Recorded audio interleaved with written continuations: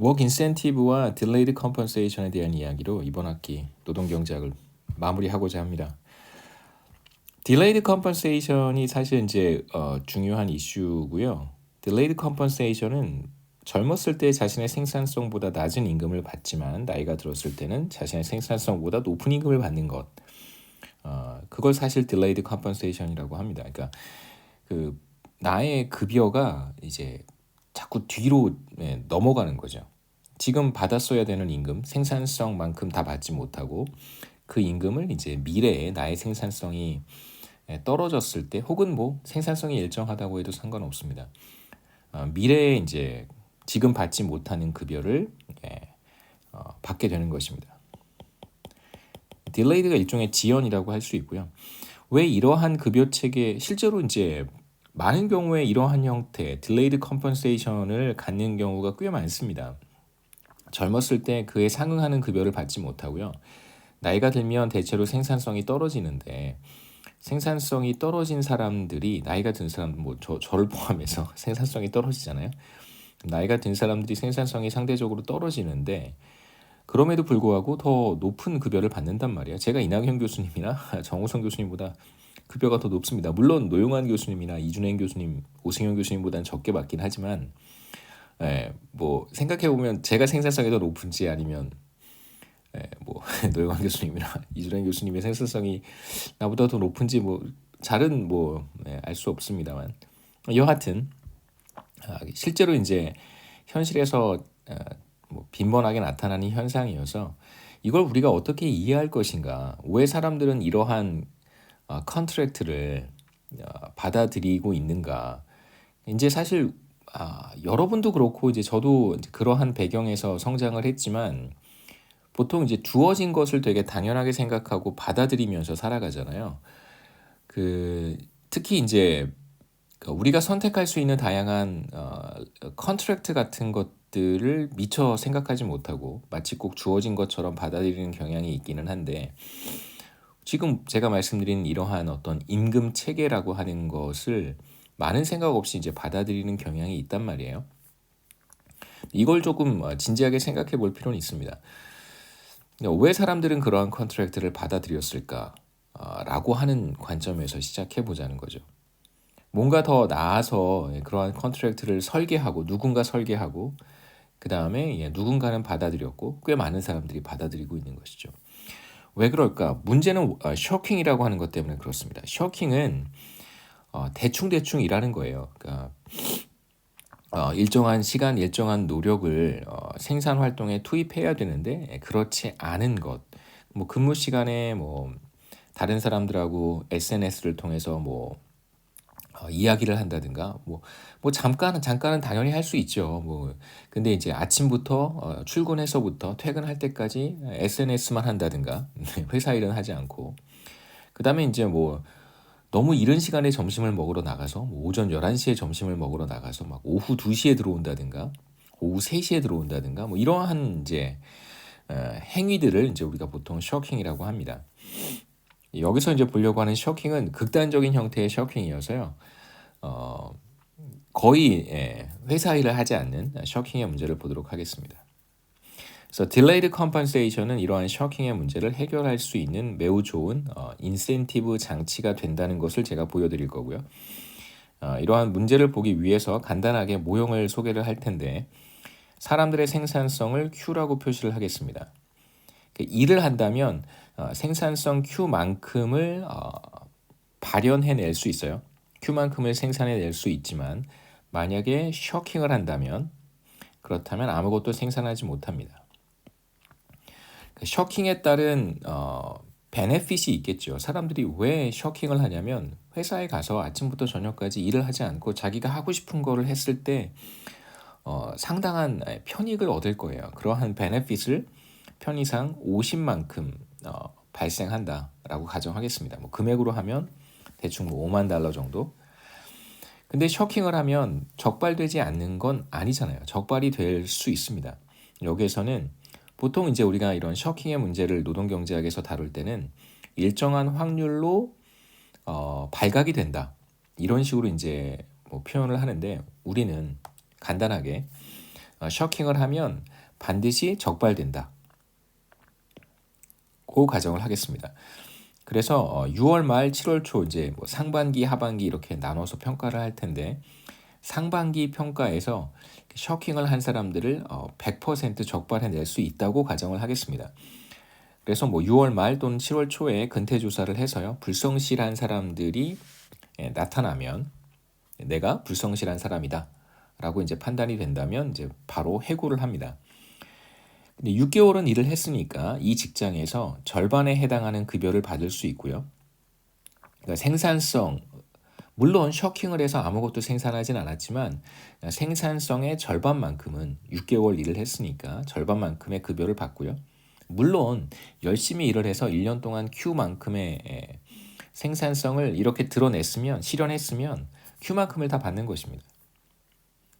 물론 딜레이드 컴pensation이 아닌 경우에 제가 그냥 일반적인 스토리를 말씀드리는 거예요. 해고가 되면 즉시 회사를 옮길 수 있고요. 7월 1일부터 다른 곳에 가서 일을 하는 거죠. 그때 거기서 받을 수 있는 급여가 W 스타인데 당연히 절반밖에 받지 못하겠죠. 1년 다 일을 하면 W 스타를 받는 거고 6개월 일을 하니까 이거의 절반만 받게 된다. 해고가 되었을 때요. 그 다음부터는 다시 이 회사로 돌아올 수 없습니다. 혹은 이제 제가 지금 말씀드리는 이러한 그 정상적인 뭐 셔킹을 하고 셔킹이 일어났을 때 이걸 적발하고 이런 이제 일상적인 일들을 할 수 없고요. 그냥 이제 아웃사이드에서 W 스타를 받고 계속 일을 해야 된다 이렇게 생각할 수 있습니다.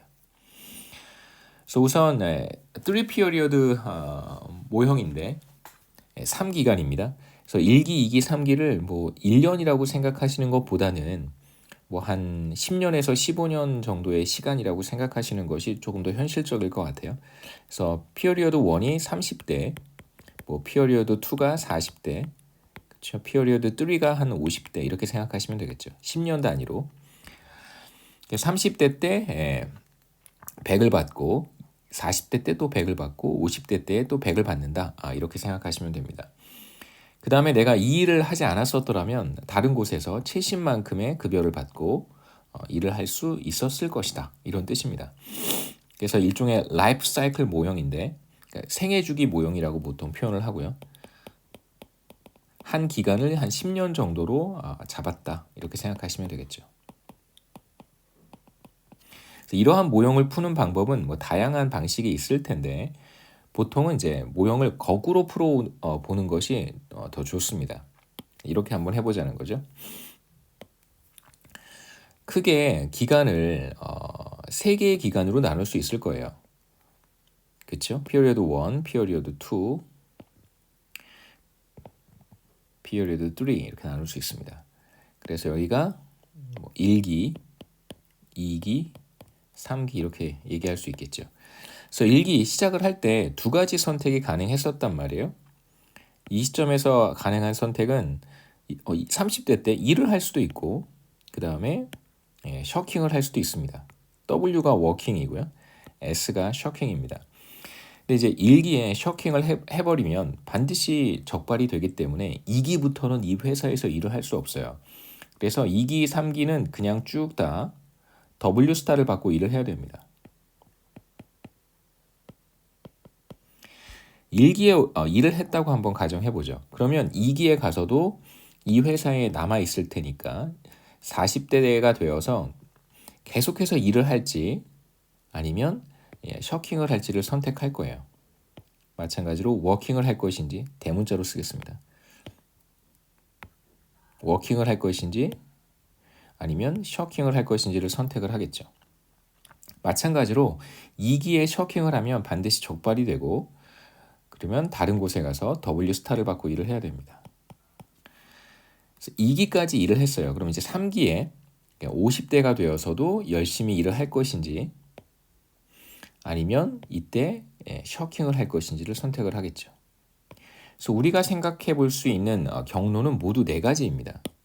검정색으로 표시한 이렇게 이 경로를 가든가 다른 색깔로 하죠. 이 경로를 가든가 아니면 이 경로를 가든가 아니면 이 경로도 가능하고요. 아니면 이 경로도 가능합니다. 모두 네 가지 경로가 있는데 이 사람은 어떠한 경로를 갈까? 물론 일을 하면 100을 받는 거고요.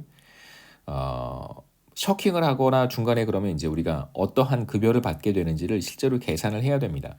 이 문제를 풀기 위해서는 몇 가지 방법이 있을 텐데 첫 번째 방법은 각각의 경로를 1, 2, 3, 4라고 하고 1의 경로를 선택했을 때 나의 평생소득, 2의 경로를 선택했을 때 나의 평생소득, 이때의 평생소득, 이때의 평생소득을 다 계산하는 방법이 하나 있고요.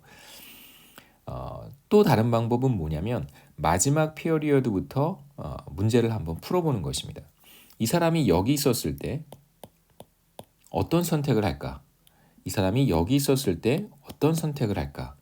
그 다음에 이 사람이 여기 있었을 때는 어떤 선택을 할지를 이렇게 거꾸로 올라오면서 문제를 해결할 수도 있습니다. 여기에서는 두 번째 방법을 사용을 해서 어떤 선택을 하는지 제가 한번 보여드리죠.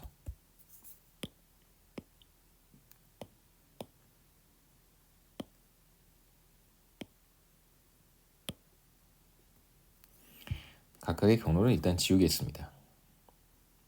경로 자체가 의미가 있는 것은 아니고 각각의 피어리어드에서 어떤 위치에 있느냐가 사실 더 중요한 거니까요. 우선 여기에서부터 출발을 해보죠. 마지막 기에 도달했습니다. 마지막 기에 도달했다는 얘기는 물론 여기에 있을 수도 있을 거고요. 여기에 있을 수도 있을 거예요. 이제 우리의 관심사는 이 사람이 일을 할 것인지 하지 않을 것인지를 결정하는 문제이기 때문에 이 두 가지 경우는 생각할 필요가 없습니다. 지금 우리는 이 사람이 여기에 도달했다고 가정하는 거예요. 여기에 도달했다라고 가정하는 것입니다. 그러니까 전기에도 일을 했고 그 전기에도 일을 했어야지만 이 경로에 도달할 수 있겠죠. 만약에 이 사람이 3기에 일을 하면 당연히 100만큼을 받고요. 급여가 100이니까 이때도 100을 받고 100을 받는다고 했습니다. 만약에 이 사람이 3기에 셔킹을 한다면 그러면 받기로 한 급여의 절반만큼만 받을 거고요. 그 다음에 셔킹을 하면 베네핏이 50만큼 생기잖아요. 그래서 50만큼의 베네핏을 받고 그 다음에 다른 곳에 가서 W스타의 절반을 받기로 했는데 W스타는 제가 70이라고 했습니다. 70의 절반인 35만큼을 받겠죠. 그러면 셔킹을 했을 때 이 사람이 받게 되는 소득은 얼마가 되냐면 바로 135가 됩니다. 그러니까 100을 받는 것보다 셔킹을 해서 135를 받을 수 있다면 당연히 이 사람은 셔킹을 하겠죠. 그래서 이 경로는 선택하지 않습니다. 그러니까 3기가 되었을 때 일을 하는 것을 선택하지 않는다는 거죠. 점선으로 남겨놓겠습니다. 이 사람은 반드시 3기에 도달했을 때는 절대 일을 하지 않고 셔킹을 하게 되어 있어요. 그 문제는 바로 이겁니다. 그러니까 지금 100 생산성만큼 맞춰서 지급하는 일종의 임금 체계를 선택을 했을 때는 이 사람이 3기에 도달했을 때 반드시 셔킹을 한다는 것이죠. 물론 이 점에 도달하기 전까지는 반드시 워킹을 선택했어야 맞는 거예요. 그렇기 때문에 그 점에 우리가 지금 이 사람은 이 점에 도달해 있다고 이야기하는 것이죠. 그 다음에 2기로 거슬러 올라가 보겠습니다. 마찬가지로 여기에서 문제를 우리가 한번 생각해 보죠. 전기에 이 사람은 일을 했습니다. 그래야지 이번 기에도 일을 할지 말지를 결정할 수 있는 거예요. 지난 기에 일을 하지 않았으면 셔킹을 했었으면 이번 기에 일을 할지 말지를 결정할 수 있는 위치에 올 수 없습니다. 그래서 이 경우에 만약에 이 사람이 워킹을 한다면 일을 한다면 당연히 2기에는 100만큼을 받을 거고요.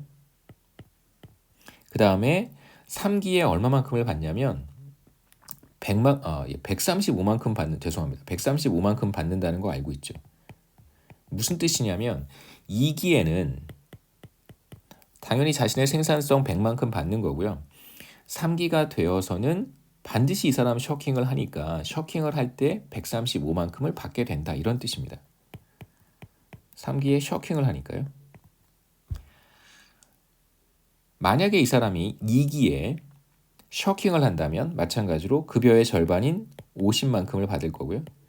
그 다음에 셔킹을 할 때 베네핏이 50만큼 발생을 하고 그리고 잘려서 다른 곳에 가서 70의 절반만큼인 W 스타의 절반인 35만큼을 받겠죠.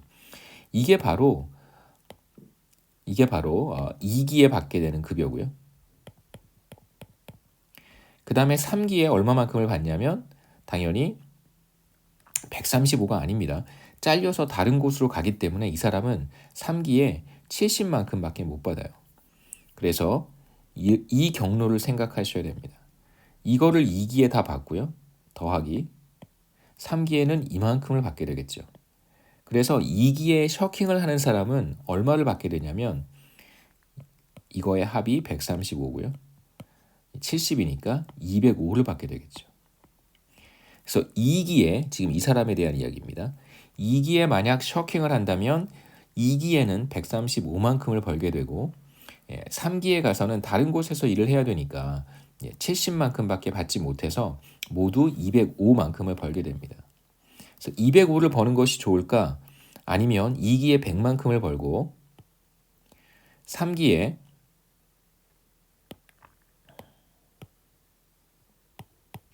135를 버는 것이 더 좋을까? 더해보면 간단하죠. 얘는 얼마냐면 235예요. 당연히 235가 205보다 크니까 2기에는 이 사람이 셔킹을 하지 않습니다. 그래서 이 경로를 선택하지 않는다는 것이죠.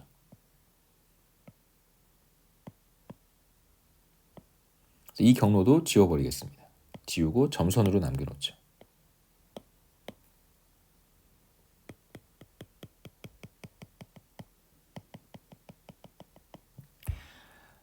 이제 됐습니다. 두 개의 경로밖에 없다는 걸 이제 우리가 여기서 확인할 수 있겠죠.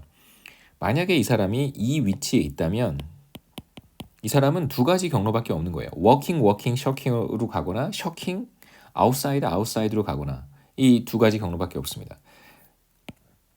왜냐하면 다른 경로는 가지 않는다는 걸 우리가 확인했으니까요. 그래서 1기로 거슬러 올라와서 이제 워킹을 할지 셔킹을 할지를 결정해야 되는데 마찬가지로 워킹을 하면 100만큼의 급여를 받는 거고요. 반대로 셔킹을 하면 이미 알고 있습니다. 135만큼 받겠죠.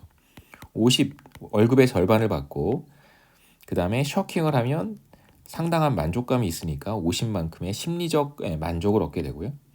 그 다음에 다른 곳에 가서 W스타의 절반인 35만큼을 벌게 되겠죠. 그래서 1기에 벌게 되는 소득은 모두 135와 같습니다. 근데 다른 셔킹을 하게 되면 이제 2기, 3기에는 다른 곳에서 W스타만큼을 받고 일을 해야 되기 때문에 135, 70, 70 더해서 이 사람의 평생 소득은 275가 되겠죠. 이게 바로 평생 소득입니다. 너무 일찍 셔킹을 해버려가지고 이 사람의 평생 소득은 상대적으로 많지 않겠죠. 하지만 반대로 워킹을 선택하는 경우에는 1기에 100을 받고요. 2기에도 100을 받고 3기에도 3기에는 당연히 셔킹을 하니까 135를 받아서 이 사람의 평생 소득은 335가 됩니다. 이 경우에. 숫자가 너무 많으니까 지워버리죠.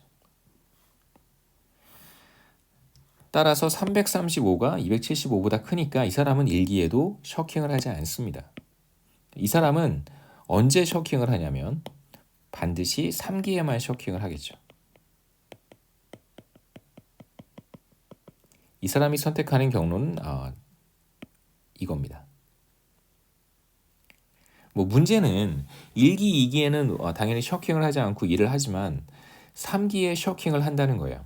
그러면 3기에 셔킹을 하지 못하도록 뭔가 어떠한 인센티브 장치를 설계를 해야 될 텐데 그렇게 해서 설계할 수 있는 여러 가지 인센티브 장치가 있을 텐데 우리가 생각해 볼 수 있는 간단한 인센티브의 장치가 바로 Delayed Compensation이라고 하는 거예요. 그래서 여기서 제가 간단하게 정리를 했는데 여긴 그림이 없어서 제가 앞에 그림을 보여드린 것이고 이렇게 해서 생각해 볼 수 있겠죠. 3기의 의사결정의 문제, 워킹이냐 셔킹이냐, 2기의 의사결정 문제, 워킹이냐 셔킹이냐, 당연히 워킹을 하겠죠. 그 다음에 1기의 의사결정 문제, 워킹이냐 셔킹이냐, 1기에도 워킹을 선택을 합니다. 문제는 뭐냐면 이 사람이 1기와 2기에는 일을 하지만 3기에는 셔킹을 한다는 거예요. 그렇다면 처음 두 기간은 일을 하지만 세 번째 기간에는 슬랙 오프, 셔킹을 한다는 뜻이죠. 그래서 이러한 어떤 도덕적 해이라고도 얘기할 수 있고, 이런 모럴 해저드의 문제를 해결하기 위해서는 어떻게 할 수 있을까? 그 문제의 원인이 바로 임금을 100씩 지급했기 때문이다 라고 생각해 볼 수 있다는 것입니다. 그래서 조금 다른 형태의 임금을 설계를 했는데, 젊었을 때는 자신의 생산성의 변화는 없어요. 이건 웨이지입니다. 생산성은 똑같이 Q는 100이고요. 그래서 앞서 봤던 것은 생산성만큼 임금을 지급하는 것이고, 지금 보고 싶은 것은 임금과 생산성이 다른 경우예요. 그래서 물론 미래 시간의 한 기간이 비교적 길기 때문에 미래의 100을 혹은 미래의 180을 디스카운트 해야 되지 않느냐 이런 얘기를 할 수는 있는데요. 그냥 참고로 미래를 디스카운트는 하지 않았습니다. 계산이 결과가 그렇게 달라지지는 않고요. 다만 그 디스카운트를 하는 과정에서 계산이 더 복잡해져 가지고 할인율은 제로라고 가정하고 있는 거예요. 0%. 그래서 현재의 100이나 미래의 100이나 그 가치가 동일하다라고 하면 뭐 결국 전달하고 싶은 메시지는 분명한 거잖아요. 아웃사이드 웨이지는 똑같고 이 직장에서 딜레이드 컴pensation을 제시했다고 생각하시면 됩니다. 그러니까 젊었을 때 적게 받기 때문에 이 회사에 계속 남아 있어야지만 자신의 생산성을 모두 다 회수할 수 있는 것입니다. 자신의 컨트리뷰션을 다 회수할 수 있는 것이죠. 이 총합이 300이니까요. 그러니까 자신의 컨트리뷰션을 다 회수하기 위해서는 마지막 기간까지 남아 있어야 돼요. 그렇지 않으면 사실상 워커 입장에서는 손해를 보는 것이죠. 그러니까 이런 식으로 어떤 메커니즘을 그러니까 인센티브를 잘 설계를 한다면 이 사람은 180을 놓칠 수는 없잖아요. 180에 해당하는 젊었을 때 받지 못한 급여를 받기 위해서는 계속해서 이 회사에 남아서 열심히 일을 할 것이다 라고 우리가 예상해 볼 수 있겠죠. 그래서 비교적 문제는 단순합니다. 마지막 시점에서의 의사결정이 달라지는지 이것만 확인해 보면 되겠죠. 제가 이걸 싹 지우고요. 네. 급여 체계가 좀 달라졌으니까 좀 지워보겠습니다. 새로 그릴까요? 새로 그리겠습니다.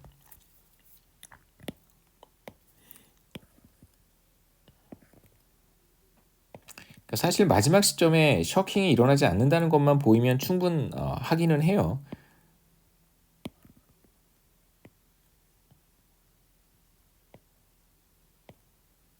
이렇게 나눠서 한번 생각해 보죠. 마찬가지로 working, shocking, working, shocking, working. 당연히 여긴 W 스타를 받고 일을 하는 거고요. 그 다음에 W 스타, W 스타. 돌아올 수는 없으니까. 그 다음에 이제 급여가 달라졌습니다. 여기가 20이고요. 여기가 100이고 여기가 180입니다. 그 다음에 셔킹을 한다면 급여의 절반을 받게 되겠죠. 마지막 시점에 와 있다고 한번 해보죠. 이 사람이 마지막 시점에 셔킹을 한다면 자신이 받게 될 급여 180의 절반인 90만큼만 받을 수 있습니다. 그 다음에 셔킹으로부터 얻는 만족감 B 50이고요. 그 다음에 다른 곳에 가서 W 스타의 절반인 35만큼을 받겠죠. 얘는 70이니까요. 이렇게 해서 계산하면 전과 다르게 135의 값이 나오지는 않습니다. 이 값은 얼마냐면 175가 되겠죠. 90, 50, 35 다 더하면 175가 되고 그럼에도 불구하고 180이 더 커요. 그래서 이 사람은 여기 있는 사람은 마지막 시점에 1기도 일을 하고 2기에도 일을 했었다면 마지막 시점에서도 여전히 일을 하는 선택을 합니다. 그래서 여기서 셔킹이 일어나지 않겠죠. 이 경로를 따라가지 않습니다. 이 사람은 반드시 일을 하겠죠. 일을 하는 것이 본인에게 더 좋기 때문에. 그 다음 문제는 사실 자명해요. 여기에서도 우리가 똑같은 얘기를 해볼 수 있을 거예요. 여기에서도 마찬가지입니다. 셔킹을 하면 얼마를 받게 되냐면요. 100의 절반인 50, 그 다음에 셔킹으로부터의 베네핏 50, 다른 곳에 가서 일을 하면 벌 수 있는 돈 35에서 135가 돼요. 그 다음에 아웃사이드 웨이지 70을 받아야 되니까 이 경우엔 얼마를 벌게 되냐면 2기와 3기 합쳐서 205를 벌게 되고요. 반대로 2기에 워킹을 한다면 3기에도 당연히 워킹을 하기 때문에 모두 100 더하기 180해서 280을 벌 수 있습니다. 그렇기 때문에 이 사람은 2기에도 당연히 셔킹을 하지 않겠죠. 이 경로를 가지 않습니다.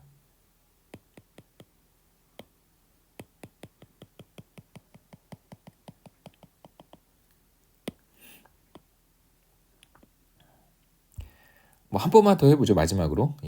이번 학기 마지막 커멘트가 될 것 같습니다. 이 시점에 있다면 어떤 선택을 할 것인가, 이 사람은. 워킹을 하면 20밖에 못 받고요.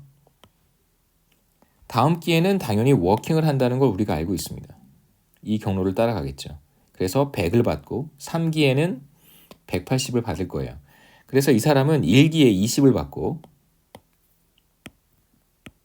2기에 100을 받고 3기에 180을 받아서 총합은 300이 돼요. 그러니까 워킹이니까 자신의 생산성을 다 회수할 수 있는 것입니다. 기여한 만큼을 그대로 돌려받는 것이죠. 반면에 이 사람이 1기에 셔킹을 하면 20의 절반인 10을 여기서 받고 그 다음에 셔킹으로부터의 베네핏 50 얻고요. 다른 곳에 가서 W스타의 절반인 35만큼을 받겠죠. 그래서 이 경우의 급여는 95밖에 되지 않습니다. 그래서 95 더하기 70 더하기 70이 당연히 100보다 더 좋을 리는 없잖아요. 1기에 받는 급여조차도 워킹을 자신의 생산성보다 낮으니까 사실상 이 사람은 셔킹을 하지 않습니다. 더해보면 되겠죠. 95 더하기 70 더하기 70 하면 300보다 훨씬 작은 값이니까요. 그래서 이 사람은 이 경로로 가지 않습니다.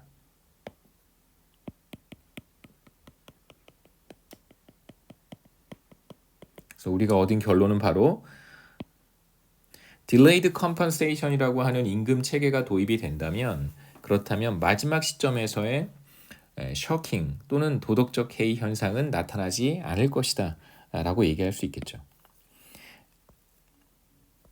쭉 제가 말씀드렸던 내용이니까요. 크게 다르지는 않습니다. 그래서 마지막 시점에 높은 급여를 지급한다면 근데 무작정 높은 급여를 지급할 수는 없는 거잖아요. 생산성보다 더 지급하면 이건 회사 입장에서 손실이 발생하는 거니까. 그렇기 때문에 생산성의 총합과 같게 맞춰주면 됩니다. 그러기 위해서는 젊었을 때 급여를 낮게 지급하고 이걸 미래의 시점으로 보내는 것이죠. 근데 이제 문제는 사실 여기까지 하면 좋을 것 같습니다. 김하시요. 이제 문제는 전에도 이런 비슷한 얘기, OJT 같은 데서 이런 비슷한 얘기를 했었지만 Delayed Compensation 계약을 제시를 하고 상호 간에 어떤 신뢰가 있어서 이 계약을 받아들였는데 워커가 기업 입장에서는 중간에 해고를 할 수도 있는 거니까요. 그런 이제 어떤 리스크의 가능성은 사실 존재합니다. 마지막으로 하나 더 추가로 말씀드리고 싶은 것은 아까 제가 여기에서 하나 빠뜨렸는데요. 여기에 한번 생각해 보시죠. 그러니까 100씩 지급하는 경우, 그러니까 Delayed Compensation이 도입이 되지 않은 경우에 마지막 시점에서 셔킹이 이루어진다고 말씀을 드렸었는데 마지막 시점에서 셔킹이 발생하는데 이 경우에 기업에게 손실이 발생합니다. 왜 그런지 한번 생각해 보시죠. 3기에 이 사람이 셔킹을 했단 말이에요. 그러면 생산성이 제로예요. 셔킹을 하면 생산성이 제로라고 했습니다. 아무것도 안 하는 거니까요. 아무것도 기여하지 않은 거예요. 그런데 기업 입장에서는 이 사람의 생산성에, 그러니까 드러나지 않은 본질적인 생산성의 절반만큼 혹은 약속한 급여 100의 절반만큼 50만큼을 지급해야 되는 거잖아요. 그렇기 때문에 이 상황에서는 기업이 손실을 입을 수밖에 없습니다. 1기에 워커가 일을 했으니까 100만큼의 생산성을 기여를 했고요.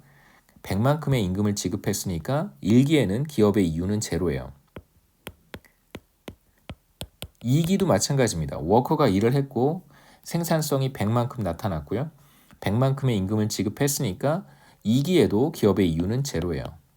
하지만 3기에는 워커가 전혀 일을 하지 않았습니다. 아무것도 만들어내지 않았어요. 하지만 기업은 이 워커에게 50만큼의 임금을 지급한 것이기 때문에 3기의 기업은 마이너스 50만큼의 이윤을 얻게 되는 것이죠.